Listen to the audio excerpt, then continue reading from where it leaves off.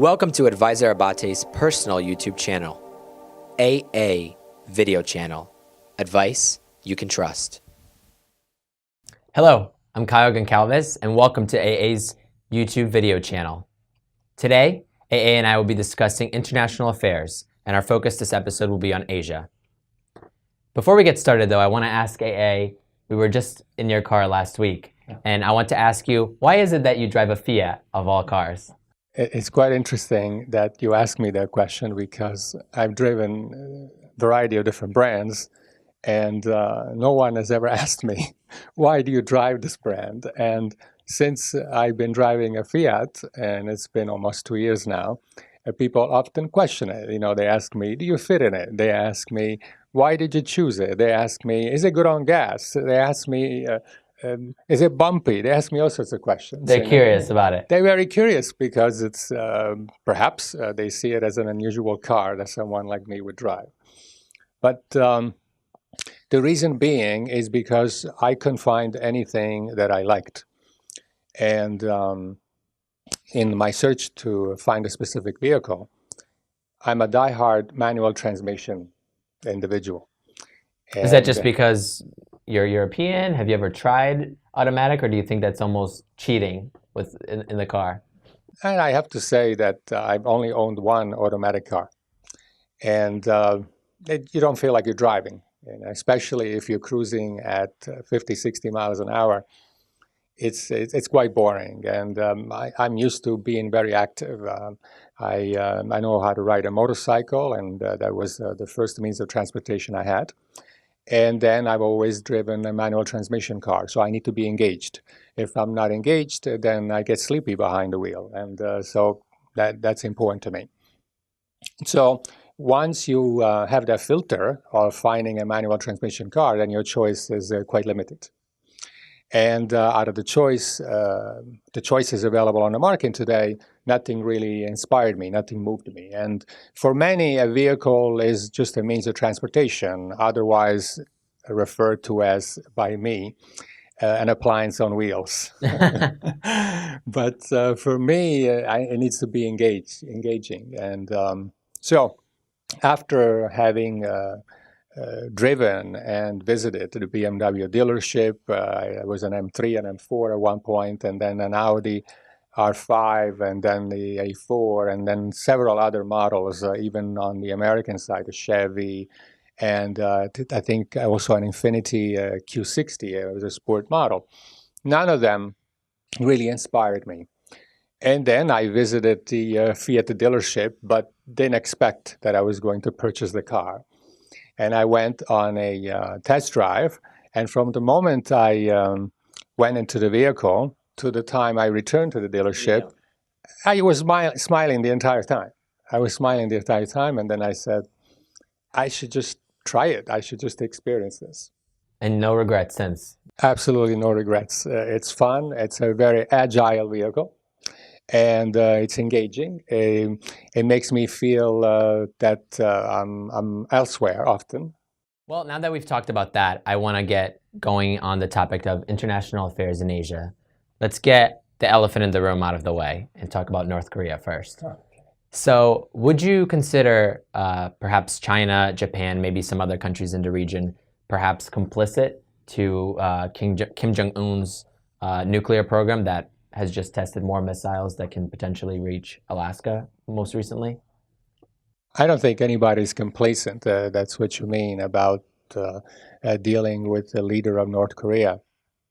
I find no one really likes him, but everybody's afraid of what the repercussions are going to be if it were started. I mean, America is far removed from their region, so it's a lot easier for us to entertain the idea of attacking North Korea and trying to put an end to this, although we're doing it primarily on behalf of our allies. But for South Korea initially, it's clearly a major concern. You know, they don't know what to expect from this leader or from the people of North Korea. And Japan, I mean, it's nearby, and it clearly disrupts the trade. And who knows what China is going to do, what sort of reaction they're going to have in terms of the first initial, I don't think it's going to be military from China. It's going to be more economic reaction. And what sort of effect would they have on the region? Certainly negative. I can't imagine it's going to be positive, and negative for a period of time. And it could be months, it could be a year. We don't know. So I don't think anybody's complacent. But I am getting a little tired of this guy.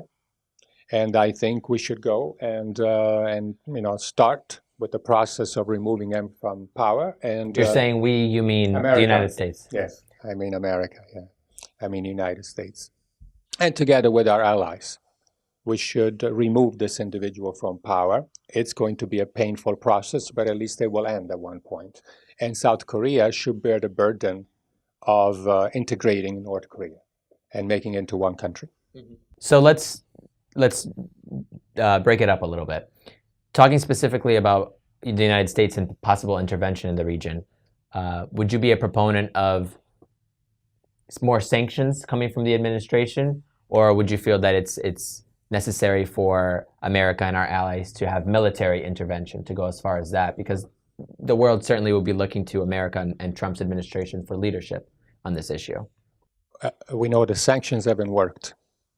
So more sanctions are not going to work. Sanctions from us are not necessarily followed by China or other countries that are not our allies or sympathize with us. So sanctions are not going to work. The North Koreans are going to find ways to get their goods one way or another. And through, as we know, there is a lot of corruption in many nations, and private businesses will find ways to sell their goods through North Korea. So, not anymore. No more sanctions. A military action, well-structured military action to put an end to this nonsense, because it's creating instability through the whole part of Asia. When Otto Warmbier was returned to the United States, his family held a press conference, and his father actually was quite critical of President Obama's administration and their handling the diplomacy of Otto's release from North Korea. And he was full of praise, actually, for Rex Tillerson and Donald Trump and how they were able to get Otto home. Would you, share that same line of thinking? Or would you, I don't want to say hold Otto's death responsible to Obama and his administration, but would you say that Obama potentially failed their family in their negotiations and from a weak standpoint?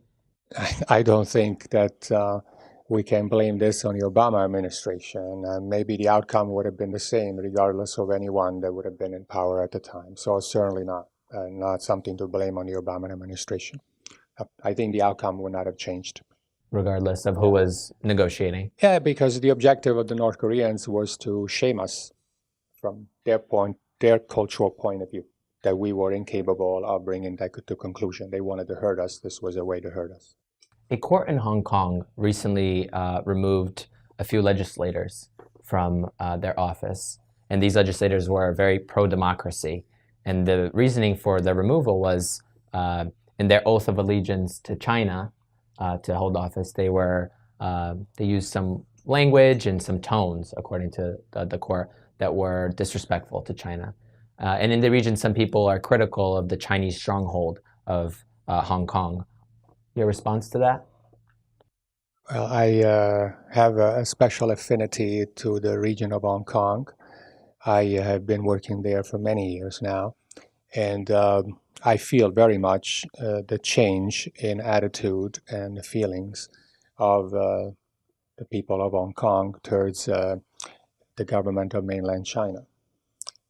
But it stands to no surprise. It is now a territory, a special administrative region of mainland China. And as such, although with the transition from the British to mainland, there were 50 years guaranteed of democracy or of maintaining the same system, inevitably, during a period of transition, the mainland government needs to convey their power, convey their point of view to the Hong Kong administration. I'm not surprised. Agree or disagree, it's a matter of opinion. This is what I agree with. I agree that the government of mainland China and the people that govern China have their own agenda, and everybody is fine with it. They have created it. So if we choose to do business with China, we need to also understand that in China, we need to follow and we need to respect their point of views. And no more so than the special administrative regions of Hong Kong and Macau. They are governed now, the primary government, they belong to mainland China. And as a result of belonging to mainland China, it's only a matter of time before more of these episodes will occur. From knowing the region and having worked in it and seeing the people, do you foresee perhaps growing instability, maybe specifically in groups of young people to seek total democracy and independence from China? Perhaps there may be some groups, and they already are, that will voice their opinion a little louder on the subject, but will they ever be able to win the cause? I doubt it very much.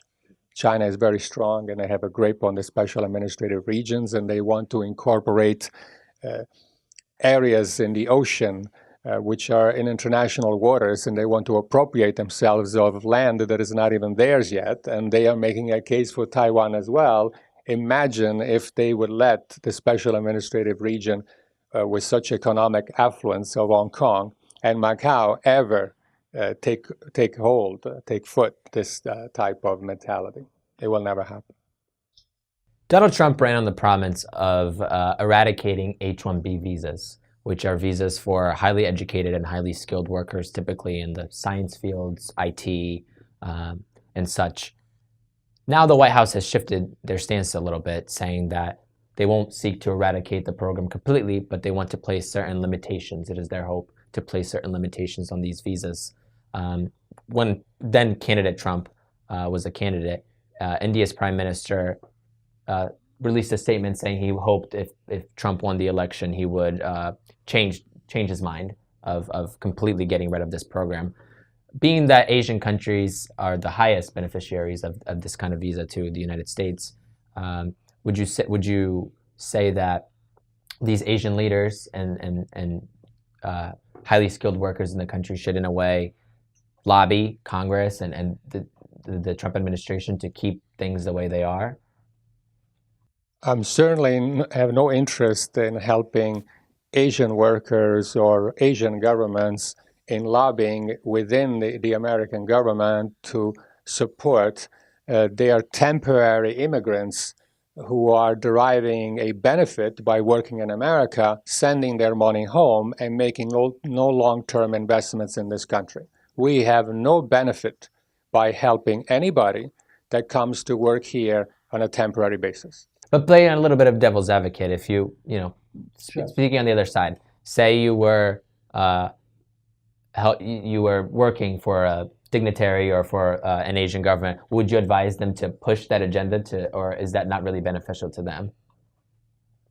From that perspective, if I'm advising the country of India or the country of China to an approach with the U.S. government, then certainly it makes sense for them to do whatever is necessary to help their own people. But am I an advocate for that? Do I support that kind of mentality to the benefit of the U.S. government? Absolutely not. I believe what the Trump administration was advocating prior to taking office is true. You're saying eradicating the program completely, or just that this is a problem? Recognizing that this is a problem. And perhaps equalizing the salaries that are being paid. The salaries should be higher for foreign workers. And only in a rare case that those workers are absolutely necessary, so it should be a highly competitive process, even more so than it is. Eliminate the agencies that there are employment agencies, major employment agencies from India that provide these temporary workers to Silicon Valley primarily. not let them get involved, and make some changes or advocate changes within the U.S. universities about promoting these types of studies so that the individuals that are studying in America can be prepared to take some of these jobs. So you're not, just to clarify what you said, as far as the universities go, you're not speaking about international students, but just our own American students to place them in better line for these jobs that are perhaps being taken by foreign workers. Okay. I'd like to clarify this issue.